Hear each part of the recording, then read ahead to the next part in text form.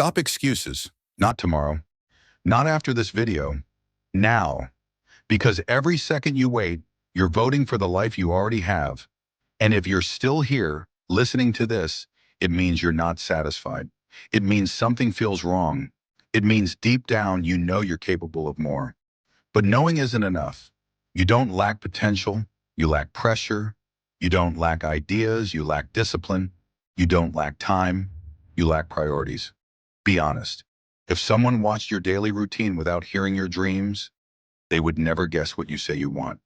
Your actions tell the truth. Your mouth lies. Excuses are comfortable because they remove responsibility. They let you blame circumstances instead of confronting yourself. They protect your ego while your life slowly shrinks. And shrinking doesn't feel dramatic.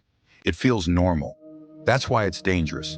You wake up, you scroll, you react, you sleep, days blur, weeks disappear, years vanish, and one day you realize you've been busy for a long time, but you've built nothing. That's not bad luck. That's neglect.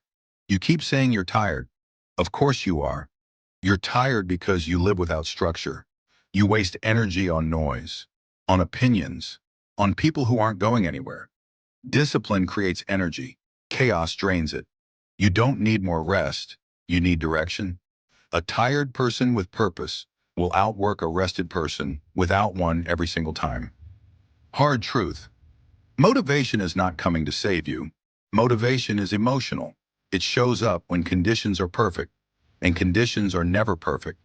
Discipline doesn't care. Discipline works in bad moods, bad weather, bad days. Discipline is boring, repetitive, uncelebrated. That's why it works. You want confidence. Confidence is a byproduct. It comes from keeping promises to yourself. Not from thinking, not from watching, from doing. Every time you quit early, you teach yourself that your word means nothing. Every time you push through, you build trust with yourself. And self-trust is power. Most people don't fail because life is too hard. They fail because they keep negotiating with weakness. Just 5 more minutes. Just 1 more video. Just today off. Just until I feel better. Weakness always asks for more, and it never gives anything back. Comfort today costs strength tomorrow. You want change, but you don't want to change. You want growth, but you don't want discomfort. That contradiction is why you're stuck. Growth feels like pressure, like confusion, like doubt, like being bad at something for longer than you want. That's normal. You're not behind. You're early in the process. You keep quitting. Stop restarting your life every Monday. Stop making promises you don't keep. Stop romanticizing the future while disrespecting the present. What you do today is who you become. Not what you plan, not what you say, what you do. Right now, you don't need clarity to begin. Clarity comes after movement. Action sharpens focus. Stillness breeds overthinking. Overthinking is fear dressed as intelligence. You're not confused. You're scared of failing. And even more scared of finding out what happens if you actually try. Because if you try and fail, you lose excuses. And excuses are comfortable, but comfort is expensive. It charges interest, and the bill always comes due. Look at your life honestly. Are you building skills or escaping feelings? Are you improving or distracting? Are you disciplined in private or only motivated in public? When nobody's watching, that's who you are. You don't need external validation. You need internal standards. Standards decide behavior, not emotions.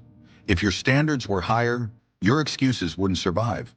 You wouldn't negotiate, you would execute. This isn't about being extreme. It's about being consistent. Small actions, daily, no drama. That's how real transformation happens. Quietly, slowly, then suddenly. People only notice the results. They never see the repetitions, the early mornings, the boring nights, the days where nothing seems to work. That's where most people quit. That's where you must continue. Because quitting is easy. Everyone quits. Staying is rare. You keep thinking you need a breakthrough. You don't. You need a routine you don't break. You need to stop treating discipline like punishment and start seeing it as self-respect. Every time you do the hard thing, you're telling yourself, I matter enough to show up. Every excuse says the opposite. You don't rise to your goals. You fall to your habits. And your habits don't care about your dreams. Time doesn't care either. Time will move, with or without your effort. 5 years from now, you'll either be grateful you suffered now or angry you didn't. There is no neutral outcome. You don't need to change everything today. You need to change something and repeat it tomorrow. Momentum beats intensity. Intensity burns out. Momentum compounds. Stop chasing motivation highs. Build systems. Systems don't depend